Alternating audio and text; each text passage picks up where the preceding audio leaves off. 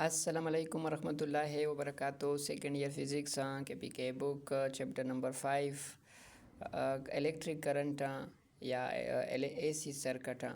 अगर हम first year के लिहाज से देखें तो ये चैप्टर नंबर 15 बनता है, और अगर हम सेकेंड ईयर के लिहाज से देखें तो ये चैप्टर नंबर 5 बनता है। और चैप्टर का नाम मैंने आपको बताया एसी करंट। शुरू में मैंने आपको ये बताया था कि इस चैप्टर के 4 पोर्शन है। पहला पोर्शन एमसीक्यू जो कि हमने कर दिया, दूसरा पोर्शन कंसेप्चुअल क्वेश्चन वो भी हमने कर दिया, तीसरा पोर्शन कम्प्रिहेंसिव क्वेश्चन वो जब आप लोग टॉपिक पढ़ते हैं तो बस वो पोर्शन टॉपिक के साथ हो जाता है। तो अब आखिरी पोर्शन रहता है, बचता है, और वो है न्यूमेरिकल क्वेश्चन। सो उस आखिरी पोर्शन को अब हम शुरू करते हैं। इस चैप्टर के टोटल 10 न्यूमेरिकल क्वेश्चन हैं। इस चैप्टर में हम 10 न्यूमेरिकल क्वेश्चन करने वाले हैं। तो पहले 2 न्यूमेरिकल क्वेश्चन को मैं कर देता हूँ।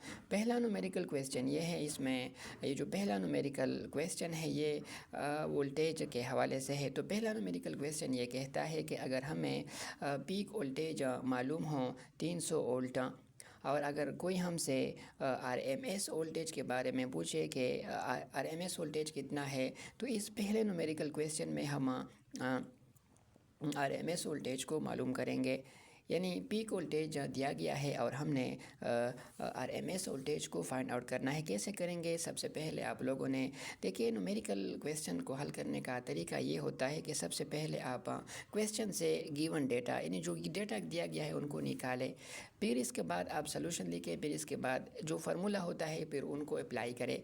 तो हमें पता है फार्मूला है V R M S is equal to V naught divide by under the root 2। देखिए, इसमें हमने तो वी आर एम एस को मालूम करना है, वी नाट तो गिवन है। तो फिर सिंपल सी बात, तो बस बहुत सिंपल सी बात है, इस यहाँ पर आपने वी नाट को पुट करना है। तो V R M S is equal to V naught तो दिया गया है 300 वोल्ट, तो यहाँ पर आपने 300 वोल्ट को पुट करना है। तो 300 divide by under the root 2, under the root 2 ये बराबर होता है 1.41 या 1.41 तो V R M S is equal to 300 divide by 1.414। जब हम 300 डिवाइड बाई 1.414 कर देते हैं तो इनसे 212.1 वोल्ट आता है। इसका मतलब तो ये हो गया कि पीक वोल्टेज जो दी गई थी 300 वोल्ट, और वी आर एम एस हमने मालूम किया 212.1 वोल्ट। तो ये पहला न्यूमेरिकल हो गया। अब दूसरा न्यूमेरिकल को कर देते हैं। देखिए, पहला न्यूमेरिकल वोल्टेज के हवाले से था, दूसरा न्यूमेरिकल करंट के हवाले से है।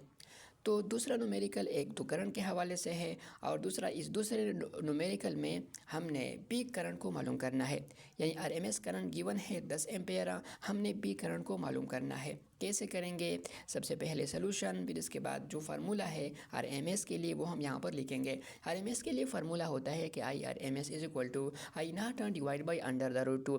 देखिए, इसमें आई आर एम एस तो दिया गया है, हमने तो आई नाट को मालूम करना है।